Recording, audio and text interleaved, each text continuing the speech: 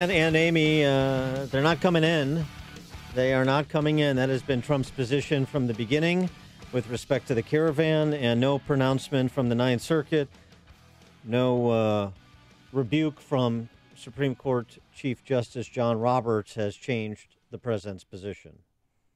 And yesterday, 500 people stormed the border, tried to get in, and when they were in no man's land between Mexico and the U.S., we fired some tear gas on them. President Trump said, yes, we will use lethal force, and we'll shut down the entire U.S.-Mexico border if necessary. We will close entry into the country for a period of time until we can get it under control. To the entire border? The whole border. I mean, the whole border. And if you saw the video, it really was a stampede. I mean, you had the Mexican authorities trying to stop them. They had their riot gear out, their shields, and they were throwing projectiles. And the reason why we play that out because the left is saying it was a peaceful demonstration. They were just, having a nice march. But no, they weren't. They had bad intentions and were trying to sneak into the U.S. Clearly throwing rocks and the like. So it was limited violence, but it was unruliness at minimum nonetheless. And you've heard the president's response. You understand his position. Former ICE acting director Tom Homan was on Fox News Sunday over the weekend talking about this and, who bears responsibility for this confrontation with the caravan at the border. The reason there's a caravan on the border, the reason the borders, the numbers are high right now is because Congress has failed to act. They failed to build a wall. They have failed to close the loopholes that are causing these caravans. They have failed to raise a bar for asylum. They have failed to give ICE enough beds so they don't have to catch and release. They have failed to change the Florida settlement agreement that we can actually hold families long enough to see a judge. These loopholes, I was up on Hill numerous times myself meeting with Congress about closing these loopholes. And I've said many times before, if anybody wants to put a blame on what's going on the border, it's Congress. They need to look in the mirror. They have failed the American people. And they're scheduled to continue failing the American people for the next 2 years. So President Trump is going to have to probably work around the Hill.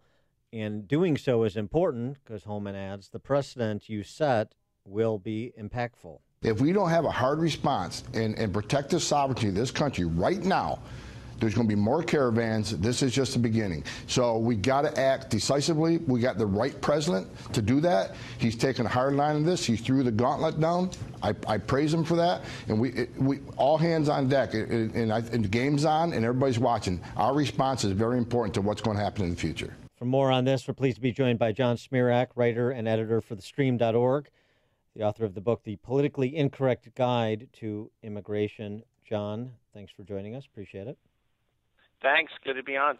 So has President Trump struck the right note and taken the right action thus far with respect to the caravan and border security, in your estimation? Yes. I think that it is absolutely essential.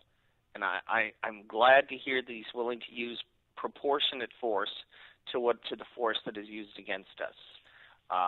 It needs to be clear that this well-organized caravan that's funded by leftist foundations, probably we're going to find out by George Soros, is not going to be able to storm across our border. And if they just keep escalating, they won't get to a point where, if they're throwing, Molotov cocktails, our soldiers don't want to shoot at them, so we'll just open the gates and give in.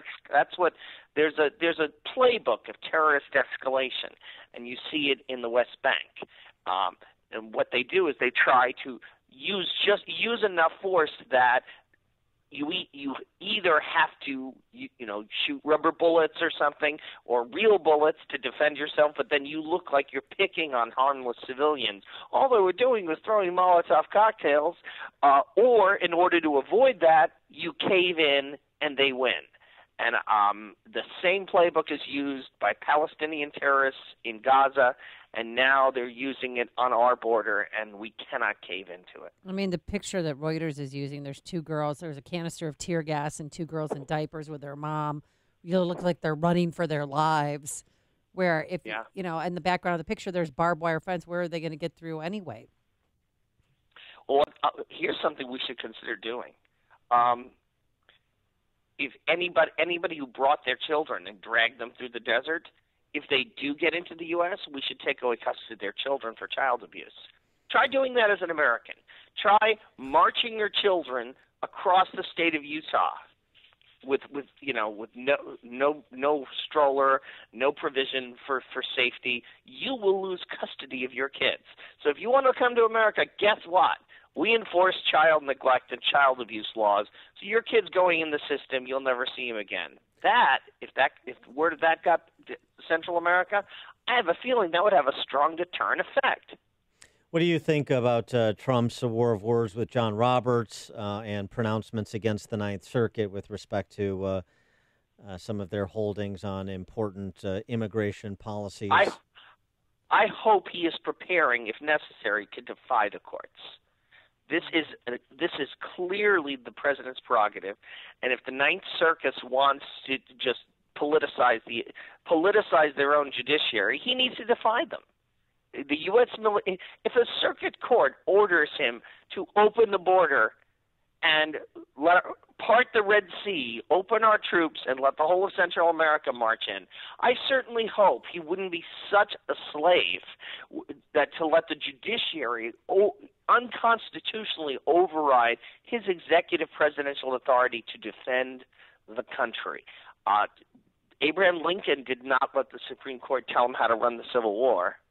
And I just certainly don't think President Trump should let even the Supreme Court override his plain constitutional authority. Let there be a battle. I mean, if the court orders him to endanger national security, he should defy them, and there is a resolution for that. It's called Congress. Congress can impeach and remove him if he has overblown his authority. Politically, that's the constitutional answer. The political answer is let the Democrats impeach Donald Trump for keeping an army of migrants from storming into our border. I want the politics of that. Let's have that play out. You'll see a landslide in 2 years. We'll take the House back, and he'll be reelected with like 48 states. Well, now the mayor of Tijuana has declared a humanitarian crisis. He's asking the UN for help. How do you think the Mexican government is helping us or hurting us? Do you think they're doing a good job? Well, they should have enforced their own border. I think they thought they could just pass these people along. They thought Trump would cave, especially given the congressional elections. And when they saw that he was not going to cave, all of a sudden they developed a desire for cooperation. And the new government there, even though it's a leftist government, seems to want not to have to handle the politics of all these people milling around Mexico. So I think if Trump holds firm, which might entail defying court orders, you're going to see Mexico actually enforce its own southern border and put a stop to this madness. This does no good for anyone. It's not helping the countries they're leaving behind. And these people are coming. There are not jobs for them. We have plenty of unemployed blue-collar workers in America, teenagers who can't find jobs, people who get out of prison, returning veterans, people who want blue-collar jobs. We do not have tons of high-paying blue-collar jobs for these people to take. We don't need high school dropouts who can lift things and crack things and schlep things. We have plenty of people here who could use that work. Is Trump missing? This is just not helping anyone. Is Trump missing an opportunity on the other end? And I'm talking about the case of Asia Bibi, the Pakistani woman who was cleared of blasphemy, but still under threat of death in Pakistan with the extremists that are preeminent there. Two politicians who spoke out on her behalf have been assassinated.